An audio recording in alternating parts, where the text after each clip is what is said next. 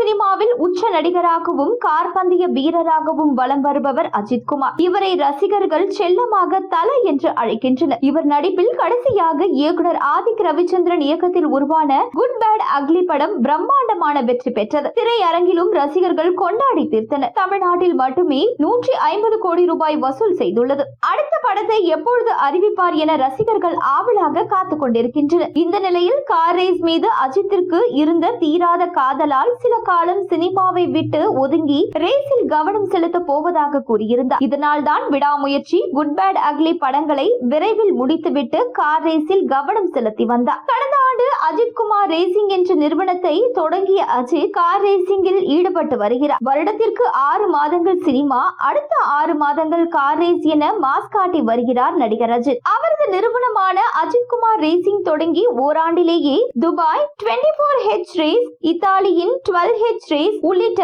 போட்டிகளில் அஜித்குமார் ரேசிங்கில் பல வெற்றியை பெற்றுள்ளது. போர்ச்சுகல், பெல்ஜியம் உள்ளிட்ட நாடுகளில் நடைபெறும் கார் பந்தயங்களில் அஜித்குமார் ரேசிங் நிறுவனம் பங்கேற்று வருகிறது. இதன் மூலம் இந்தியர்களுக்கும் தமிழர்களுக்கும் நடிகர் அஜித் பெருமை தேடி தந்தார். இதைத் தொடர்ந்து வெளிநாட்டில் இருக்கக்கூடிய மீடியாக்களுக்கு அஜித்குமார் பேட்டி கொடுத்திருந்தார். அதில் ஒரு நேர்காணலில் தன்னுடைய கார் பந்தய போட்டிக்கு ஆதரவளித்த ரசிகர்கள், அரசு என அனைவருக்கும் தன்னுடைய நன்றியை தெரிவித்துக் கொண்டார். அதற்காக தமிழக முதல்வர் ஸ்டாலின், துணை முதல்வர் உதயநிதி ஸ்டாலின் ஆகியோருக்கு பாராட்டு மற்றும் நன்றியை கூறியிருக்கிறார். அரசின் இந்த முயற்சி இந்தியாவில் கார் பந்தய வளர்ச்சிக்கும் ஆர்வத்தை உருவாக்குவதற்கும் பங்காற்றுகிறது என கூறியிருந்தார். சமீபத்தில் அஜித்தின் திரைப்பயணம் 33 வருடங்களை கடந்ததற்கு அஜித் அறிக்கை ஒன்றை வெளியிட்டிருந்தார். அஜித்திற்கு பல பிரபலங்கள் வாழ்த்து கூறியிருந்தனர். அரசியல் தலைவர்களும் வாழ்த்து கூறியிருந்தார்கள். முதல்வர் ஸ்டாலினும் அஜித்திற்கு வாழ்த்தை போனில் சொல்லி இருக்கிறார். தன்னுடைய விடாமுயற்சியால் மீண்டும் கார் பந்தயத்தில் பங்கேற்று வருவதற்கும் பாராட்டுகளை தெரிவித்து இருக்கிறார். 53 வயதாகும் அஜித் சினிமா மட்டுமல்ல,